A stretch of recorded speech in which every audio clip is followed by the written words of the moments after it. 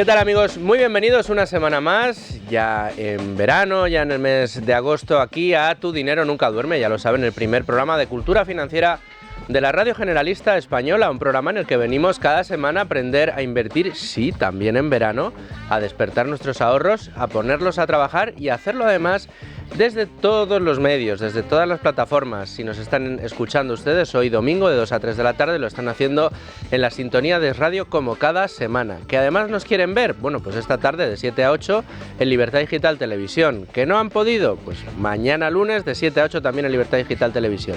¿Que no pueden ni hoy ni mañana, pero que siguen queriendo vernos y como hablamos aquí en el estudio y nos vemos las caras y nos hacemos señales con el técnico y estas cosas? Bueno, pues también lo pueden hacer a través de YouTube a cualquier hora y simplemente en su dispositivo móvil o en el ordenador, ahí pueden encontrar el programa y lo pueden ver. Que son más de escucharlo mientras dan un paseo, van en el coche o preparan la cena o simplemente se acuestan por la noche y se duermen escuchando la radio, pues pueden hacerlo a través de cualquier plataforma, porque estamos en Podimo, Spotify, iVoox, Apple Podcast, absolutamente en todas las plataformas. Ya ven, les dejamos sin excusas para que no nos sigan, así que ya saben, aquí vamos a estar y seguir estando cada semana, y además intentamos rodearnos siempre de los mejores, y quienes nos estén viendo dirán, pero ahí te falta por lo menos uno de tus mosqueteros, te falta, o Domingo o Manolo, ninguno de los dos está. Bueno, pues efectivamente a Manolo no le vamos a disculpar porque por problemas de agenda no ha podido estar con nosotros en el día de hoy.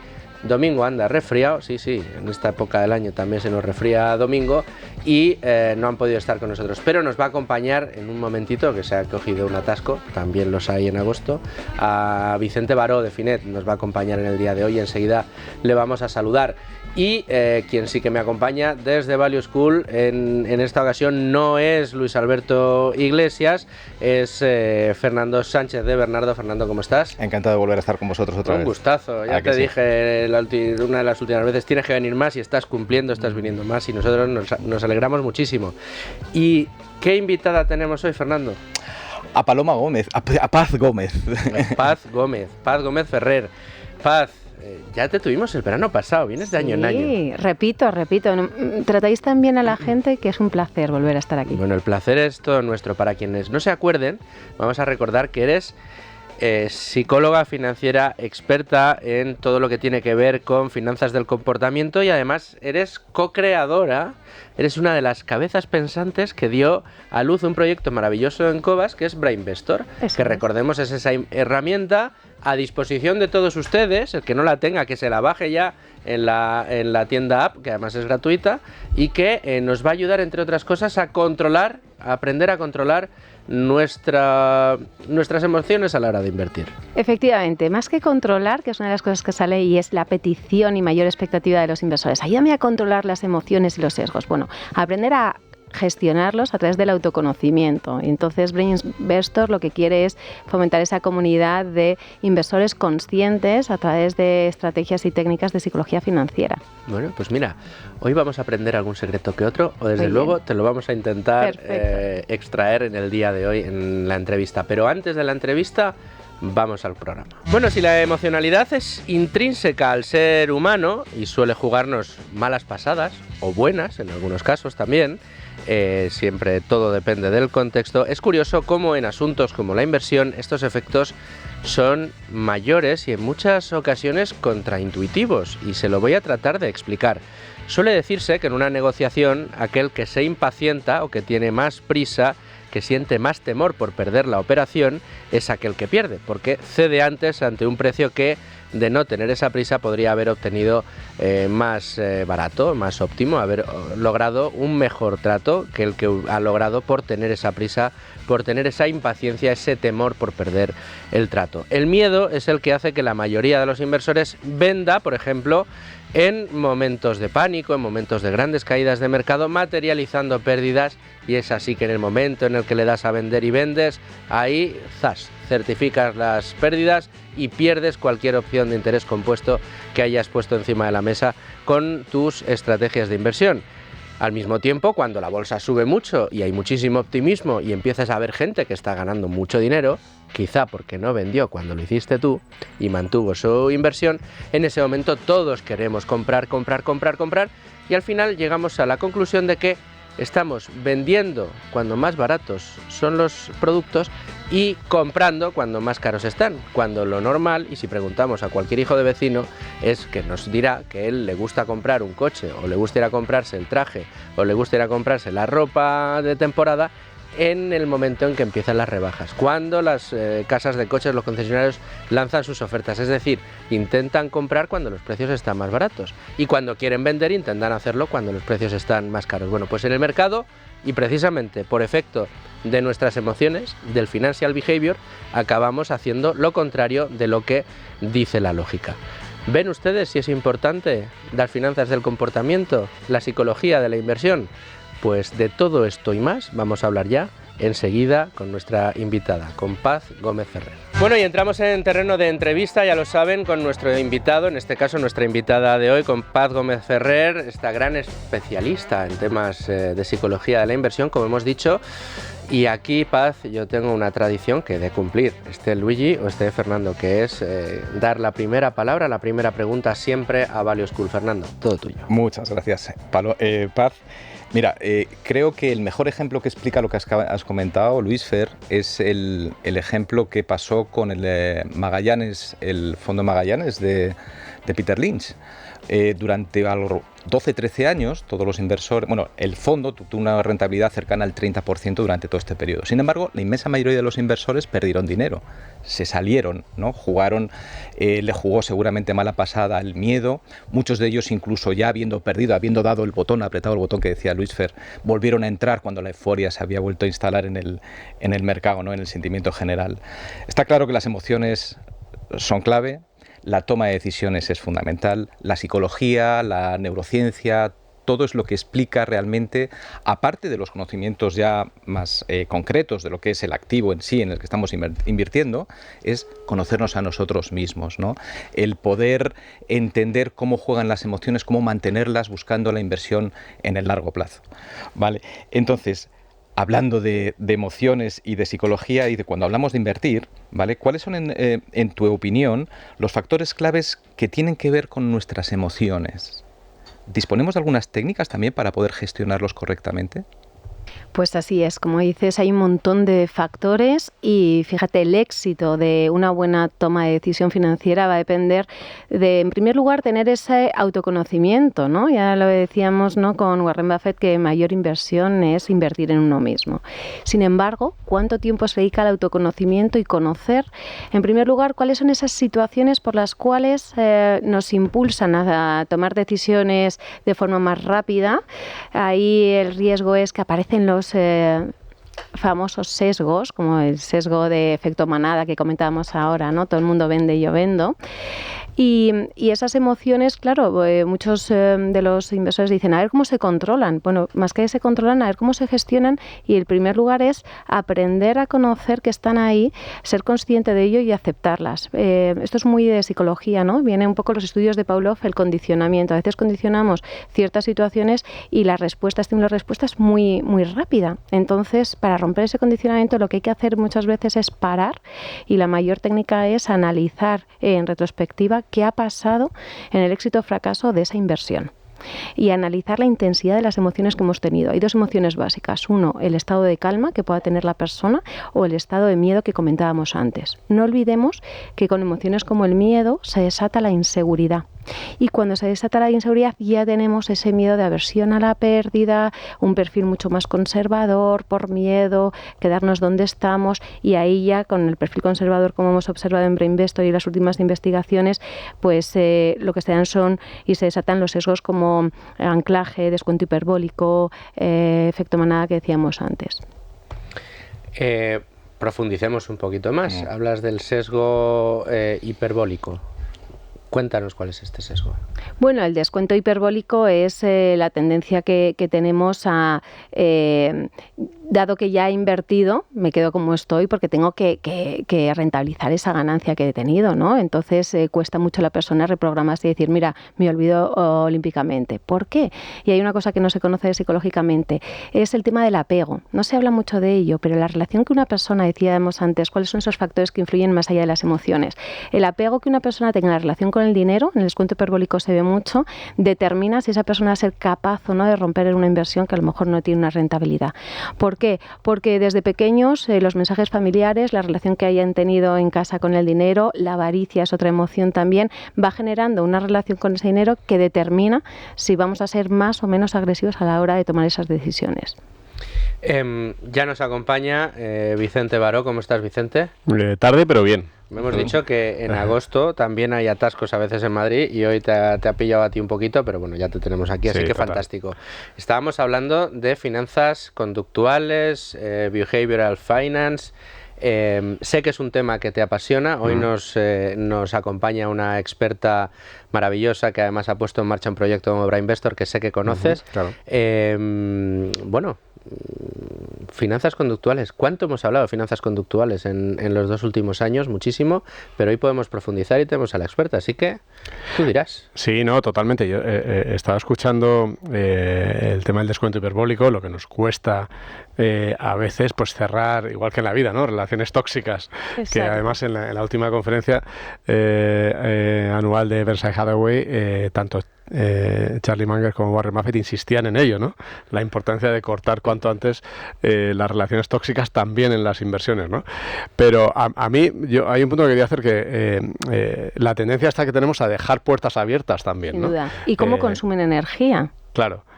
Cómo consumen energía y cómo eso influye luego a la hora de invertir, porque el estado psicológico y físico de las personas, el no descansar, el dejarte más pendientes y demás, te hace también y te sesga la forma que vayas a invertir o no.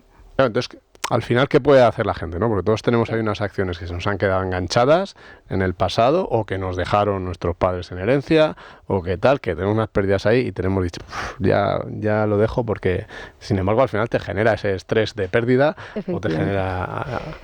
Pues yo ahí, fíjate, cuántas personas a veces a la hora de invertir hablan en otro idioma para quitar las emociones, la emocionalidad, ¿no?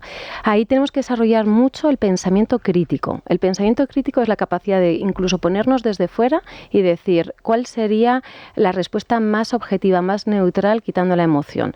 Tenemos que separar, aunque cuesta mucho, la razón y la emoción. ¿Por qué realmente estoy manteniendo esta acción? Pues porque me da pena, porque ha sido una herencia, como decías. Claro, pero no es lo que tú quieras, es lo que convenga. Entonces es una forma de romper ese lazo o ese apego. Segundo lugar, a veces cuesta mucho y ahí necesitamos una tercera persona que nos haga ver desde fuera que a lo mejor es irracional, que estamos manteniendo algo que nos está dando pérdidas porque nos da pena. Entonces lo que tenemos que trabajar es el sentimiento de pena, de despedirnos, de decir, bueno, estuvo bien durante un tiempo, pero esto realmente no me es rentable a medio y largo plazo. Si esas personas tienen más claro cuáles son los criterios de inversión, cuáles son sus estrategias, qué objetivos tienen a medio y largo plazo, si funciona o no, esa parte más objetiva les va a ayudar a romper con decisiones que realmente te generan como si dijésemos relaciones de dependencia y entonces vas dejando cadáveres y vas manteniendo cosas que luego es muy difícil poder cortar con todo y las consecuencias son tremendas. Desde luego, a mí hay un tema con esto de las finanzas conductuales, con todo lo que tiene que ver con la psicología de la inversión, y es que da la sensación de que todas esas emociones están detrás de una trinchera y delante de nosotros esperando para atacarnos en cualquier momento y hacer que nos equivoquemos, que nos desviemos del camino y que no seamos capaces de sacar la rentabilidad que tenemos que sacar porque nos juegan malas pasadas, ¿no? Lo decíamos al principio, pero quiero pensar que también puede haber alguna manera de que pongamos a nuestro favor determinadas fortalezas emocionales que podamos tener. ¿Esto es posible? ¿Se pueden identificar? ¿Cómo lo podemos hacer? Pues mira, doy respuesta con un autor que se llama Martin Seligman, os sonará, el padre de la psicología positiva, ¿no? Y decía, ya está bien de poner el foco solo en las cosas negativas y hay un coaching que es el coaching de las fortalezas que lo que hace referencia es vamos a ver cuáles son esas fortalezas para poder desde ahí invertir y hacerlas más grandes, ¿no? Recientemente en los talleres de Brainvestor hemos trabajado una herramienta que es el sistema DAFO info del inversor para tener una fotografía actual y nos hemos centrado en las fortalezas que tú comentabas. Vamos a ver qué cosas sí te dan bien, ¿no? Pero el ejercicio consiste en cuáles han sido las experiencias de éxito que tú has tenido a la hora de invertir, pero háblame de esas competencias y habilidades que han estado detrás, como tú decías, esas trincheras, que han empujado. Y decían muchos inversores, fíjate que voy con el piloto automático y muchas veces tampoco me paro a analizar esas claves del éxito. Digo, pues eso es fundamental porque eso es lo que hay que fortalecer y repetirlo y generar ese condicionamiento de nuevo, ¿no? Porque hay personas que se quedan con experiencias del pasado que no han sido buenas, muchas de ellas guiadas por sesgos o efecto arrastre y demás, donde no han sido protagonistas de su inversión y no quieren volver a invertir, con lo cual el miedo ya queda y vuelven a ese patrón más conservador, ¿no? Entonces ahí es clave conocer esa emoción, fortalecer y analizar en esto sí soy bueno y desarrollarlo una y otra vez. Otra estrategia muy interesante para fortalecerlo, el diario del inversor. Un inversor tiene que tener un diario donde recoger esas observaciones posteriores y esos aprendizajes y fortalecerlo. Sí, yo fíjate, el tema que decías del diario, yo alguna vez lo hemos contado aquí, yo me hice una carta a mí mismo. Ah, precioso. Famosa carta a Vicente, si sale en un programa así, en otro también. Sí, pero como tengo ocasión, pues te lo cuento. Y yo creo que a mí me ha ayudado mucho, por eso digo también, ¿no? Porque yo hubo un momento en el que me puse en el escenario, en el que dije, fue a raíz de un amigo que me contó que su hija, bueno, tiene varias hijas, pero una de ellas, viendo el comportamiento en la edad del pavo de su hermana mayor, escribió una carta y se la dio a su padre y le dije, cuando llegue yo a la edad del pavo me la enseñas para no repetir estos comportamientos. Maravilloso. Y entonces yo dije, voy a hacer lo mismo, voy a escribir una carta para en los momentos de pánico poder sacar esa carta y leer lo que yo pensaba en frío, ¿no? Y entonces a mí me ha ayudado muchísimo y ahí decía, pues mira, va a pasar esto, así que si hablamos de los titulares de los medios que participamos, va a haber locura en los medios, va a poner que esto se va a hundir, va a salir expertos diciendo que esto se va al garete, que las caídas, tú vas a estar asustado, o sea, te va a dar muchas ganas de vender. Y ha habido, o sea, yo la compartí en nuestra web. Y ha habido momentos incluso en el que ha habido inversores que me lo han recordado y me ha ayudado, o sea, que me lo haya recordado otro, ¿no?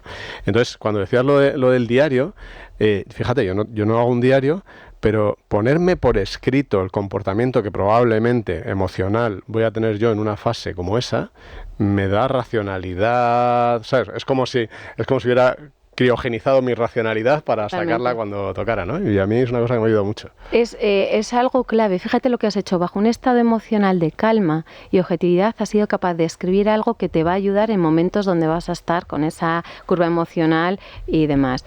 Yo lo llamo inteligencia preventiva. Poder anticiparnos a un posible fracaso conociendo los factores externos que a mí me hacen tambalear en las inversiones. Con lo cual, ahí tienes mayor control. No es ilusión de control, sino mayor gestión de, ojo, que yo suelo a lo mejor caer en estos 3 puntos, entonces recordárnoslo.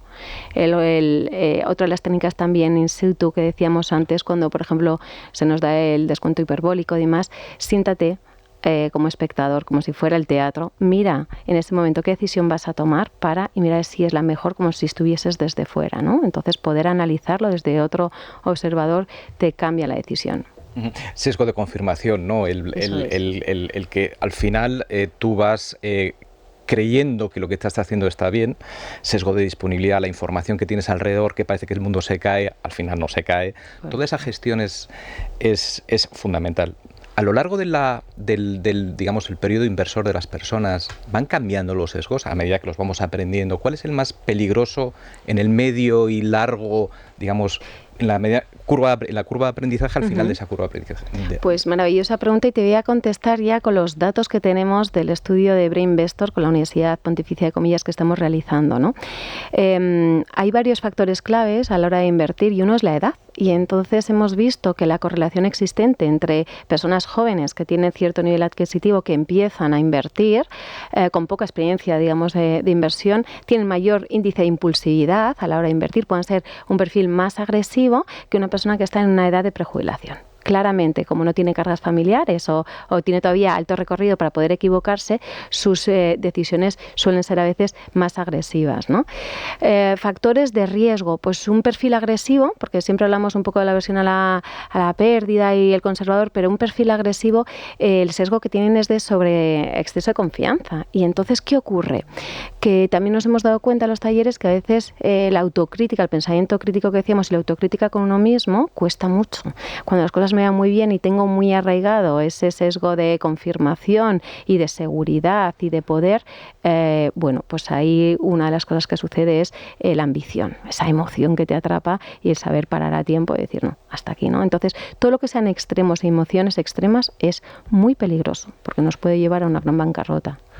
Vamos, si os parece, a aterrizar un poco quizá a la situación que se puedan encontrar muchos de nuestros oyentes.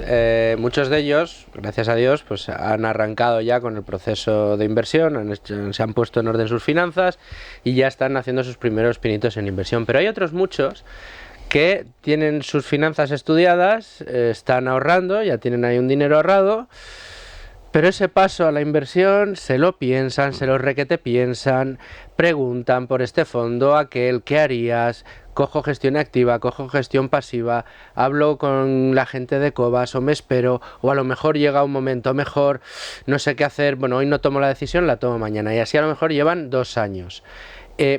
¿Cuáles son, o cómo les podríamos ayudar, Paz, desde aquí, a identificar cuáles son los sesgos que están actuando sobre ellos y cómo poder vencerlos de la mejor manera?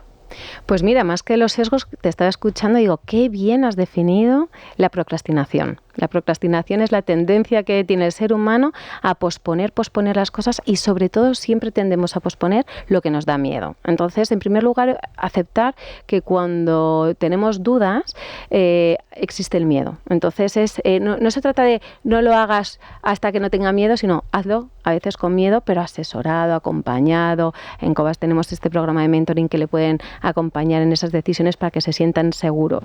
Entonces, uno ahí lo que tenemos que decir es, si tú realmente quieres comenzar a ser inversor, tienes que aprender a asumir ese riesgo. Otra de las preguntas que más nos han hecho es cómo pasar de un perfil conservador a un poquito más moderado, agresivo, y es saber que te vas a equivocar a veces y que vas a aprender. Entonces, a veces uno tiene que tomar ese riesgo y aprender de ello para luego llegar a decisiones financieras muy exitosas. Entonces, si siempre queremos hacerlo bien a la primera, nunca tomaremos esa decisión financiera. Y luego, uno de los sesgos que más hay que superar es el sesgo de efecto manada, que ese también te retiene, porque terminas invirtiendo en lo que hace la mayoría, porque me siento seguro y si me equivoco, prefiero equivocarme colectivamente de forma individual. ¿Por qué? Porque si me he equivocado solo, el peso de culpa, de arrepentimiento, es mayor que si me he equivocado de forma colectiva. Y así es el ser humano. Yo recuerdo el doctor Pedro Bermejo que decía, sí, incluso sufrimos físicamente cuando tomamos una decisión en contra del colectivo, ¿no? Al final es verdad que bueno, en el planteamiento prehistórico pues que igual era la muerte si hacías lo contrario al resto. Así es, está penalizado, Crisis 2008, ¿quién no se compró una casa, burbuja inmobiliaria? Claro. Ojo, y de estas hemos tenido muchas recientemente, ¿no?, que comentábamos. Sí, yo tengo un punto para el tema de empezar, ¿no? Y además no suelo estar muy de acuerdo con la gente, porque la mayoría de las personas con las que hablo de esto lo que recomiendan es fórmate mucho y después empieza. Y yo suelo ser de la opinión contraria. Yo suelo decir, oye, búscate la opción más sencilla, que no sea el producto que te ofrecen la entidad de abajo, porque tú no has tomado una decisión, simplemente has hecho caso de lo que te han dicho, sino busca un poquito, no mucho, búscate una opción sencilla y le metes poco dinero. Entonces ya empiezas con poquito, experimentas las emociones, porque a todos los que hemos tomado la decisión de contratar un fondo o una acción al principio, sabes que estás nervioso, que sudas más, que te aumenta la tensión, porque entran en juego factores de si habré acertado, de si me habré equivocado y tal. Empiezas y lo vas dejando estar y no tomas más decisiones, dices, en un mes no voy a tomar ninguna decisión más. Yo creo que con eso muchas veces aprendes más. Hay que leerse los libros también, por supuesto, pero aprendes con tus propias experiencias más, si lo haces de una manera como experimento controlado, y para mí importante que sea con dinero real. Sí, aprender invirtiendo ya. El dinero fake para esto no vale. ¿Tú cómo lo ves? Pues mira, yo les pongo el ejemplo de una escalera. ¿vale? Entonces, ellos tienen que tener claro qué tipo de perfil de inversor son y saber cuáles son sus criterios y demás. Cuánto dinero cuento y en qué sí me puede dar un poquito de seguridad. Entonces, en esos escalones siempre les indico que habrá éxitos y que tienen que ir arraigando y consolidando esa experiencia, pero que el éxito no solo está en el resultado, que muchas veces se ve a largo plazo. El éxito está en haberlo hecho. Está en haber invertido ya y haber dado ese primer paso que cuesta y consolidar y no ir atrás. Además, yo creo que aquí hay una cosa que es fundamental. Yo soy también como Vicente, además, cada día más y cada día con más intensidad. Es más, yo ya el consejo muchas veces es, y esto es solo con la gente muy cercana, sí. Mételo aquí. Punto. ¿Qué quieres invertir? 10, coge uno y lo metes aquí. Y una vez lo metas, pero mételo ya, o sea, ábrete el ordenador y ábrete la cuenta y ábrelo ya. Y una vez lo metas, verás como los incentivos que tienes para formarte, para aprender, para empezar a leerte libros, para preguntarme más, para escuchar Tu Dinero Nunca Duerme todos los días, para verte los blogs y todo lo que hacéis en Finet, en Cobas, en Value School.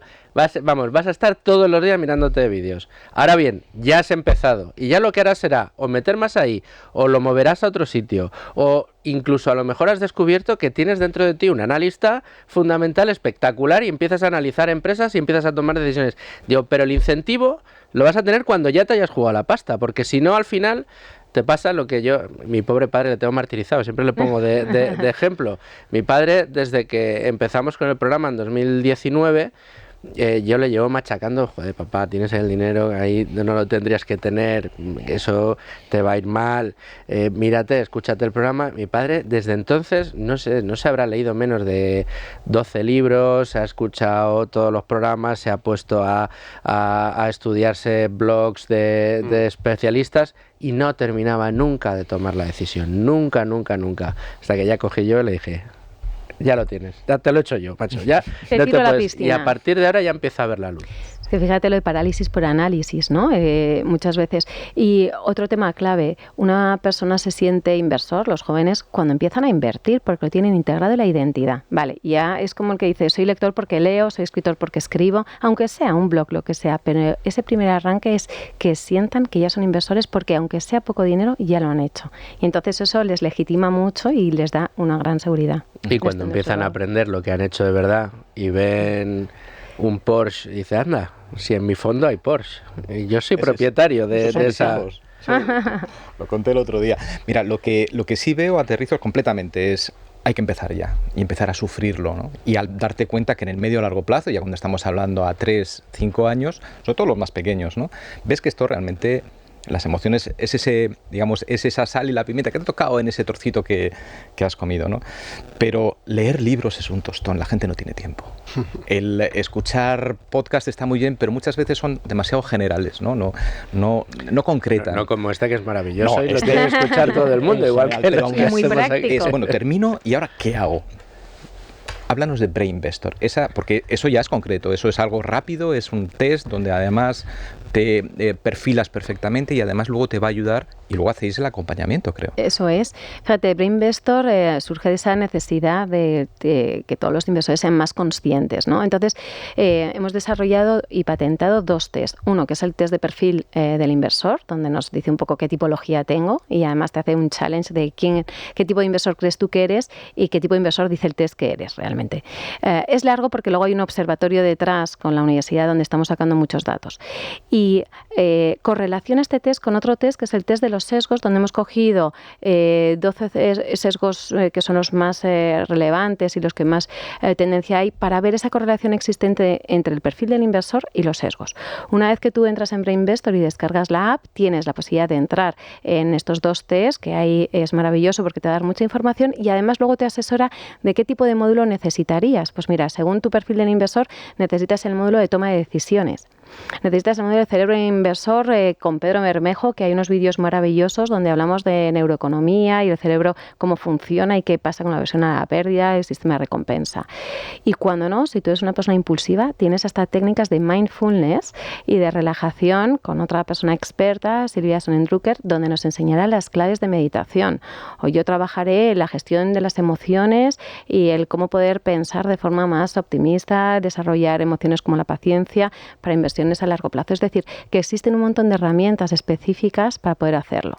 Y posteriormente ahora hacemos el acompañamiento con un programa de mentoring y con talleres presenciales, donde es muy curioso ver ahora la realidad, como decíamos, de ese best practices del día a día. Y entonces, ¿cuál es la magia del taller presencial? Donde no es un podcast, es un libro que es un tostón, donde cada uno, con un grupo muy heterogéneo, con distintas experiencias de inversión, cada uno cuenta su experiencia y decir, oye, pues a mí me ha servido esto, a mí me ha servido otro, y con ejercicios prácticos se va viendo un poco el cómo, pues cómo invertir en uno mismo y mejorar un poco esa capacidad de tener la mente más clara y subir el volumen de la seguridad a la hora de invertir, porque también se trata de no sufrir en ello, sino aprender, jugar, practicar, indagar, explorar. Yo creo que es un arte. Hay resultados, ¿no? Ya tenéis... ¿Cuánto tiempo lleváis con Brainvestor? Pues Brainvestor llevamos justo de salir después de la pandemia, ya contamos con 5.000 descargas. Los talleres presenciales están teniendo muy buena acogida porque al fin y al cabo es poder hacer ejercicios prácticos guiados y que además es como el tiempo que tú le dedicas a hacerlo, ¿no? Que también es más fácil que si lo haces en temas online. Y una de las mayores conclusiones que alguna vez hemos comentado en el programa es la importancia de tener este nivel de educación financiera, ¿no? Que siempre decimos que es vital para realmente tomar las mejores decisiones. A mayor nivel conocimiento financiero y educación financiera, mejor gestión de los sesgos y sobre todo, otra de las cosas que estamos viendo es que los sesgos no solo funcionan por esa educación, sino también porque existen determinadas emociones como la inseguridad y el miedo que licitan algunos sesgos. Es decir, que con Brainvestor, si a través de cursos de formación, lecturas, escucha de programas, pues adquirimos la cultura financiera, empezamos a tomar conciencia y conocimiento de cómo operan los distintos activos que tenemos a nuestra disposición y de esta manera entender cómo funcionan y cómo podemos sacar partido a nuestro dinero a largo plazo, sino que a través de Brainvestor ya no es que obtengamos más educación financiera, sino que además la entrenamos, ¿no? Bueno, y la entrenamos casi físicamente. La entrenamos con ejercicios porque hay diferentes módulos. Detrás de cada módulo existe un toolkit para el inversor y además de ese toolkit de inversor, que es como un playbook para poder desarrollar, existen juegos. Tenemos pasapalabra, que la gente además compite, tienes un ranking, luego tienes premios, se te regalan también libros o experiencias y demás. Entonces, digamos que tratamos de aproximar la experiencia del inversor donde no tiene que ser un sujeto pasivo, sino activo, interactuar, jugar y empezar a hacer como esos simulacros, ¿no? Decir, bueno, ¿qué pasaría si? Me llama mucho la atención, perdona Fernando, y a ver cómo planteo la pregunta, porque en los tiempos en los que corren me la pueden coger con pinzas, pero en este estudio que estáis haciendo con toda la gente que se descarga Brainvestor y que contesta a esos test, ¿percibís comportamientos similares dependiendo de los rangos de edad en los que contesta? Es decir, la gente más joven tiende a unos sesgos y la mayor a otros. Igualmente las mujeres tienden a un tipo de sesgos y los hombres a otros. Sí, bueno, una de las cosas que hemos visto es que, por ejemplo, las mujeres todavía están en minoría. En los talleres presenciales hemos visto más mujeres, pero en el número de descargas existe todavía minoría, con lo cual ahí hago un llamamiento a las mujeres porque luego tienen un gran despertar y luego la economía financiera doméstica diaria son expertas ellas, ¿no? Entonces, también las mujeres tienen más aversión a las pérdidas con el tema de los hijos, cuando están en momento los hijos de carreras universitarias y demás. Ahí sí existe cierto más tendencia al ahorro. Y luego sí que hemos visto una disparidad en las inquietudes de los inversores más jóvenes, que como decíamos tienen más sobreconfianza, no tienen cargas familiares y pueden tener, digamos, más alegría a la hora de invertir frente a las personas que están, digamos, en momento de jubilarse. Cosa muy importante también, el tema de la experiencia. A mayor experiencia financiera, menor número de sesgos, sobre todo pues algunos de ellos, ¿no? El perfil agresivo, por ejemplo, si hemos denotado alguno de los sesgos, es el efecto halo, exceso de confianza o ilusión de control, ¿no? Y el perfil moderado nos sale el sesgo de autoridad, afinidad y efecto manada. Entonces a cada perfil hemos detectado unos que otros. Pues mira, yo creo que tu padre tiene que empezar ya con el Brainvestor. Yo creo que se lo descargué. Muy bien, muy bien. Se lo descargué. Y ponle un mentor. Se lo descargué y yo dije, no, ni te lo voy a decir. Y tiene un taller gratuito de mentoring maravilloso donde puede tener un mentor que le acompañe un poco a ver y que haga reflejo y espejo de esos sesgos, ¿no? Esas emociones. Oye, para estos inversores que ya controlan sus emociones y identifican bien sus sesgos, claro, pueden tener hijos, estamos hablando de las generaciones más jóvenes. ¿Qué pueden hacer aquellos padres o cómo pueden orientar y educar a sus hijos en ese control y esa gestión de las emociones para que sean no solo inversores, porque esto es al final algo que se puede extender a todos los órdenes de la vida, ¿no? ¿Cómo tomamos las decisiones bien? ¿Qué pueden hacer? Fíjate, esos padres yo les diría que ya de por sí son referentes. Muchas veces no es tanto lo que digan, sino lo que hagan. Con lo cual, el aprendizaje por observación que decía Bandura es maravilloso. ¿Qué tipo de relación tiene ese padre con el dinero? ¿Cómo invierte? ¿No? Si pusiéramos a Luis Fer de padre, su padre, ¿qué hubiese aprendido su padre? Entonces, muchas veces tiene mayor impacto. Segundo, también el poder enseñarles o hacer compartir esos criterios de comprobación por los cuales decir, mira, yo hago el ahorro de esta manera por estos objetivos y por esta estrategia, o en esta situación creo que aquí te has equivocado, ¿no? El que haya esa capacidad de feedback a los hijos, de decirle, te equivocaste por esto, analízalo, y que puedan como hacer de mentores y de mentoring en un montón de decisiones. Yo creo que lo que es la gestión del dinero no solo es a la hora de invertir, sino en un montón de cosas. Escribir el diario, tus hijos tú tenías hijos, ¿no? Unos cuantos. Pues nada, los escribes con ellos el próximo diario y yo creo que les puede valer también, ¿no? No, yo incluso yo les intento explicar, porque ellos lógicamente pues tienen desde que nacen dinero en las mejores empresas a través de fondos, y se intento explicar, pero claro, es muy difícil porque es mucho más sencillo, lo tengo en el banco o lo tengo en el cerdito, que de pronto una cosa que yo me acuerdo una vez que mi hija mayor me preguntó, pero entonces si me va mal con la acción y pierdo dinero en una empresa, ¿pueden meter a los de la empresa en la cárcel? Porque claro, dice, pues que le he dado mi dinero y no me lo han devuelto, ¿no? Pero bueno, desde luego las conversaciones hay que tenerlas. Y yo voy a hacer la pregunta también con la otra parte de la familia, que es la pareja, ¿no? Porque en esta parte de la pareja, yo, fíjate, antes cuando decías que hacías sesiones de experiencias en las que me parece eso maravilloso, porque realmente cuando ves al otro, es como yo, si tenemos más o menos... Sin embargo, yo creo que el gran salto aquí es en pareja. O sea, en pareja no se habla nada de inversiones, es el gran tabú por derribar, y muchas veces hay muchos conflictos ahí. Hay uno que es muy arriesgado, el otro que no es nada arriesgado. No sé si eso, imagino que lo trabajáis porque lo tenéis todo pensado, pero ¿cómo ayudáis ahí en esa parte, o cómo pensáis que se puede ayudar en esa parte de que se den más conversaciones sobre la inversión en pareja? Bueno, pues te cuento un caso. El primer taller de autoconocimiento de Euroinvestor, que fue presencial, vino una pareja, y además vino un matrimonio a decir, no nos entendemos. Y yo, no, es que esto no es terapia de pareja per se. Y yo me partía de risa y digo, vengo en calidad de psicóloga coach financiera, no de terapia. Y se reían y dicen, mira, es que tenemos el dinero muy separado, cada uno invierte a su manera, y claro, tenían timings muy distintos. Él era mucho más agresivo, más seguro, y ella no. Y entonces ella siempre estaba con los miedos, los riesgos, la familia y demás. Entonces uno de los ejercicios que hicimos era el DAFO.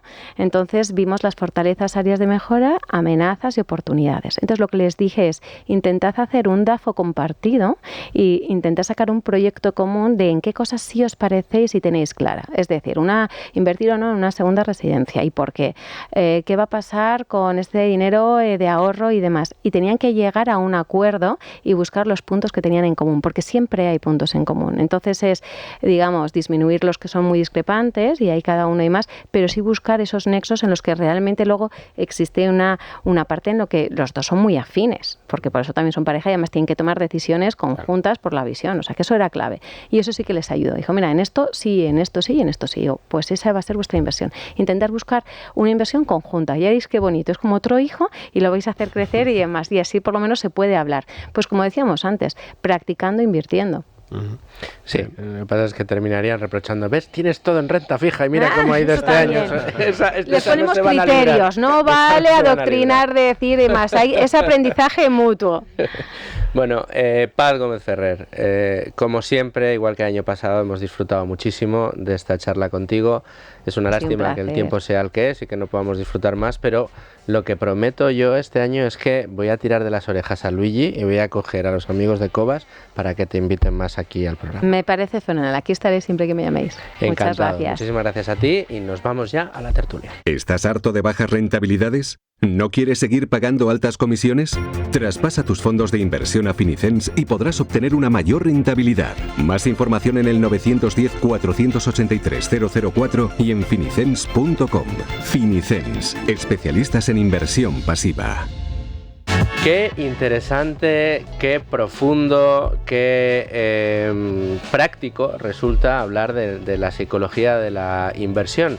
Al final, ¿no creéis que se tratan de emociones que aplican a muchos de los ámbitos que tenemos en la vida, laborales, comerciales, profesionales, más allá de la inversión, pero que precisamente por la importancia que tiene de cara a la construcción de un patrimonio y a ser capaces de hacerlo crecer a futuro, están más estudiados en el mundo de la inversión, pero nos aplicarían a millones de decisiones, desde el no cambiar de trabajo cuando tienes que cambiar porque está siendo una relación tóxica, la de tu trabajo, y te tiene deprimido y te hace tener problemas con tu pareja y te hace tener problemas en casa, y no ser capaz de tomar la decisión de cambiarlo hasta, pues no lo sé, hasta la toma de decisión de la compra de un coche, de una vivienda o de una segunda vivienda, como decía Paz, ¿no? Sí, Fernando. A ver, que yo creo que estamos centrándonos en la inversión ya cuando hemos dado el paso. Hemos sido ahorradores y hemos dado el paso a la inversión, ¿no? Pero para ahorrar son fundamentales también los sesgos, ¿no? El entender que en vez de pagar con tarjeta de crédito es mejor pagar con dinero para que duela. El cerebro siente la misma sensación cuando nosotros pagamos en efectivo que cuando realmente nos pellizcan, ¿no?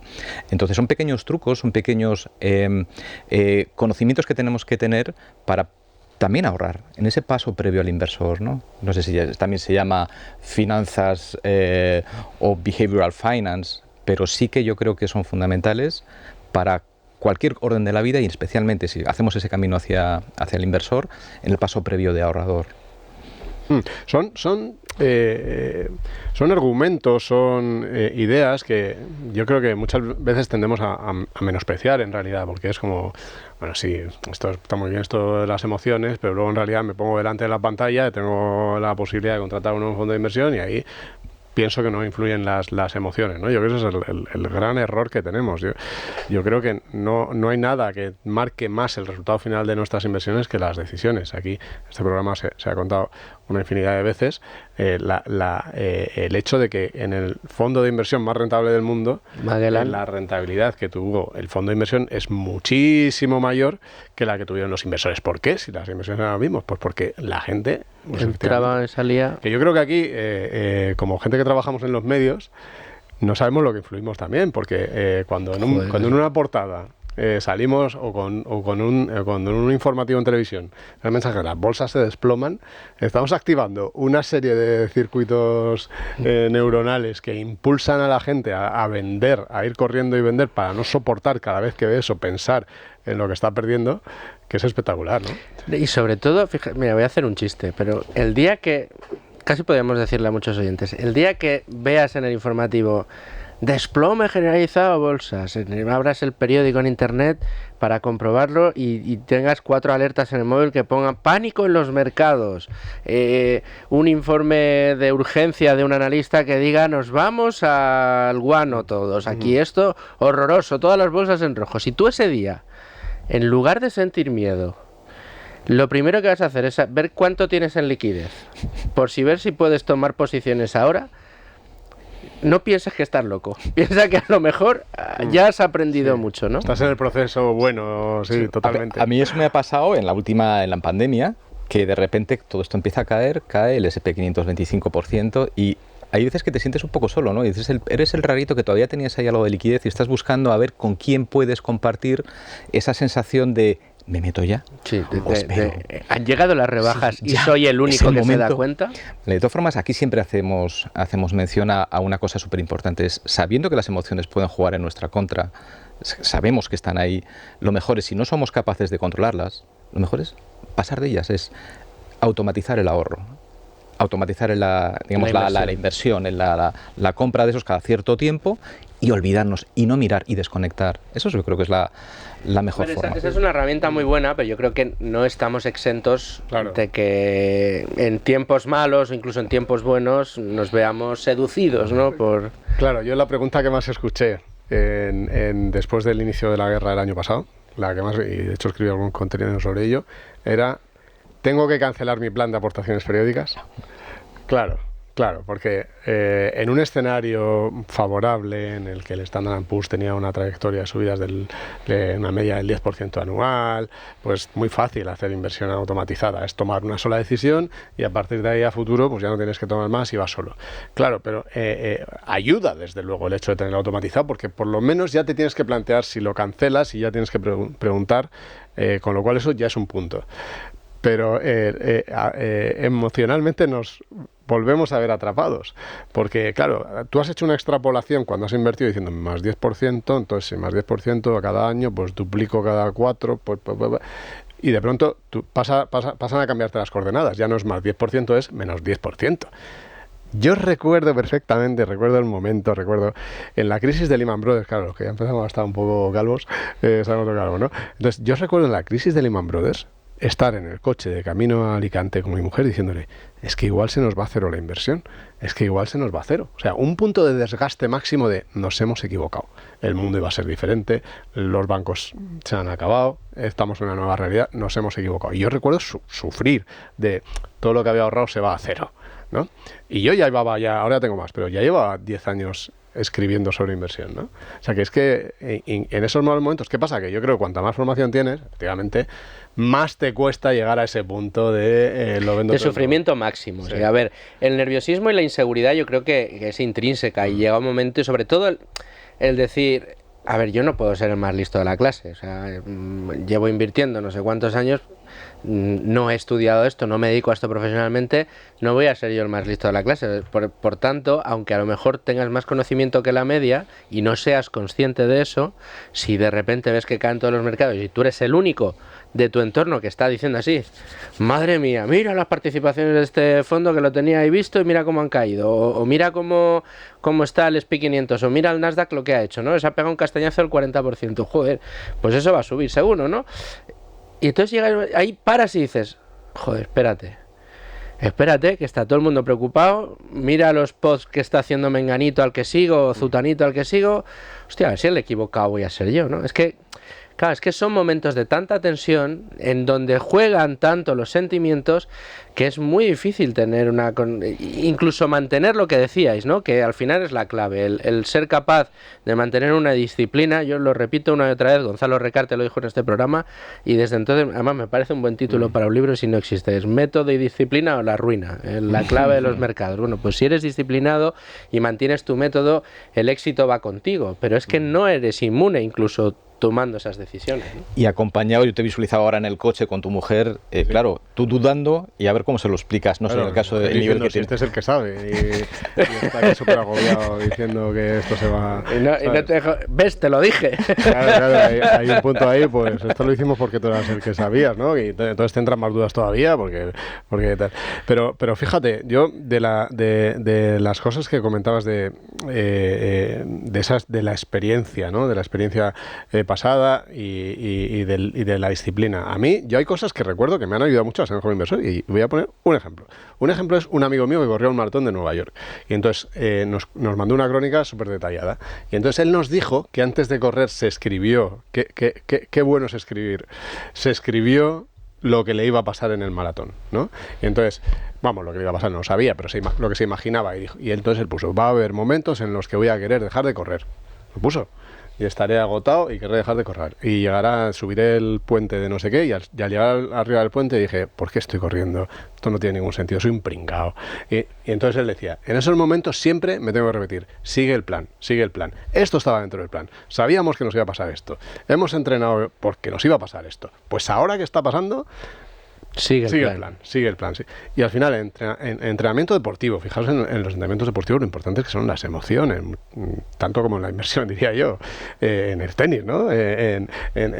Pues lo mismo, ¿no? Todos tienen un plan muchas veces previsualizado de hacia dónde quieren llegar. Hagamos lo mismo, porque yo creo que es de las cosas que más ayuda. Los opositores igual, las oposiciones largas, que son a lo mejor a 4 o 5 años, el mantenerte firme y no abandonar, y las tentaciones que tienes a lo largo del camino para que te sale un empleo, te sale con todo lo que ya sabes, te sale pues un trabajo y tú dices, no, yo quiero ser esto y mantener el ritmo duro que es la oposición, ahí también tienes una fortaleza mental brutal. Esa y la contraria. Y la contraria. Que lleves 12 años y digas, bueno, a lo mejor esto no era para ti. Y tomar esa decisión también es muy, muy complicada. Es un desengaño personal muy importante, pero tienes que convertirlo en un éxito. Es decir, oye, o estar aquí amargado de por vida, o empiezo a vivir y además a aprovechar todas las facultades que he ido aprendiendo durante este tiempo, ¿no? Sí, seguir, o sea, al final, en ese plan que tenemos, yo, por ejemplo, en la inversión, yo esto me lo tengo también dicho, ¿no? Bueno, nunca sabemos nadie cómo va a ser los próximos 100 años, a lo mejor realmente en un momento cambia todo y lo que sea, ¿no? Pero sabemos lo que ha pasado en los últimos 100. Entonces, en los últimos 100 lo que sabemos es que, con certeza, cada periodo, esto lo dice mucho Iván Martín también cuando estuvo precisamente con el anterior gestor, con Peter Lynch, que era el gestor de este fondo que tuvo tan buenas rentabilidades, con certeza, cada X años, cada 8 años o cada 10, vamos a tener una caída en los mercados superior al 25%. Ya está, o sea, que en el plan está que va a haber un momento en el que la cuesta vas a decir que no puedes más y ya lo asumes y lo tienes en cuenta y dices, no, pero ¿por qué estoy corriendo? Pues porque quiero llegar a la meta y sentirme realizado. Pues estoy igual, yo estoy corriendo porque sé que históricamente metiendo el riesgo que asuma, cada cierto tiempo he duplicado el dinero que he metido. Bueno, sabiendo que por el camino voy a sufrir, pero mi destino es ese, ¿no? Entonces yo creo que esa es la clave. Ahí está el DAFO que decía Paz antes. El tener claro lo que tú quieres, ¿no? Y no dejarte desfallecer, no dejarte, pues como Ulises, ¿no? Que se tuvo que atar al mástil, ¿no? Aguantar ahí sabiendo lo que tú quieres llegar a Ítaca, ¿no? Ese es un poco el camino. Bueno, y sabiendo cuál es el comportamiento de los mercados, porque esto que decías tú parece una chorrada, pero es muy, muy importante saberlo. Es muy importante saber cómo se ha comportado históricamente el mercado. ¿Por qué desde estos micrófonos hemos dicho una y otra vez que la renta variable es el activo más seguro y rentable en el largo plazo? Parece que es una coletilla sin importancia, pero es la más importante en el largo plazo. En el corto plazo es el casino que te va a arruinar casi por seguro. Bueno, pues tienes que conocerlo, tienes que saberlo y precisamente eso es lo que le abre los ojos a mucha gente. Es decir, ahí va. Claro, pues si esto va de empresas, claro, si esto va de personas que ponen en marcha proyectos para solucionar problemas que tiene la sociedad y si lo hacen bien, pues tendrán éxito, crecerán y serán grandes multinacionales y generarán muchos beneficios. Y claro, y hay miles de empresas en el mundo que van haciendo esto. Entonces, si el mundo avanza cada vez más y la evolución es positiva y vamos a un progreso extraordinario, pues lo lógico es que esas empresas vayan creciendo, con lo cual, oye, pues eso, en periodos de 10, 15, 20 años, perder dinero en bolsa es muy complicado, incluso porque cada 8 o a lo mejor porque la evolución hace que vayamos a un ritmo mayor, en lugar de cada 8 se empieza a ser cada 6 o cada 4 va a haber una gran caída de la bolsa, pero oye, son grandes caídas que corrigen desequilibrios y vuelves a subir. Además, generalmente vienen por cuestiones exógenas cuando no políticas, ¿no? Sí, pero que está dentro de la fórmula. Dentro de la fórmula está que pasas esos periodos y lo tienes que tener claro, ¿no? Y te lo tienes que escribir. A mí me queda por escribirme muchas cosas, pero una de ellas es, enganchando otra vez con Warren Buffett y Charlie Munger, que otro de los consejos que doy en esta convivencia es escribe tu propio obituario, ¿no? Y vive para cumplirlo, ¿no? Entonces, o pongámonos lo negativo, que también lo dijeron, ¿no? Es frase famosísima de Charlie Munger, socio eterno de Warren Buffett. Dime el sitio donde voy a morir para no ir nunca allí, ¿no? Entonces, como inversor, ¿qué no quiero ser yo como inversor? Pues yo me falta escribirme eso. Yo no quiero ser un inversor que sobrereaccione a los titulares, o no quiero ser que arriesgue demasiado no quiero ser un inversor que se ordene en los rankings y le meta al que más ha caído esperando que duplicar, porque eso tengo unas probabilidades. Entonces, a mí me falta, por ejemplo, escribirme de los de emocionales, me falta ese y me lo voy a escribir, porque realmente es cuando ya sabes lo que no quieres ser, trabajas para ser lo contrario, ¿no? O sea, que eso yo creo, Warren y Charlie cada año dejan mucha sabiduría y este año también lo han hecho. Nosotros en Value School también damos charlas a adolescentes. Para meter el tema de las emociones solemos usar el FOMO.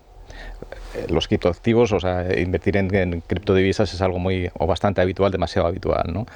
Entonces, uno de los sesgos que contamos aquí, o de las tendencias que hay, es miedo a quedarte fuera, FOMO, Fear of Missing Out, ¿no?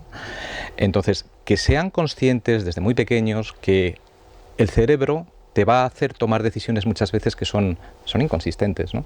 Sobre todo cuando estás viendo las caídas desde 60.000 a 15.000 que ha tenido el Bitcoin.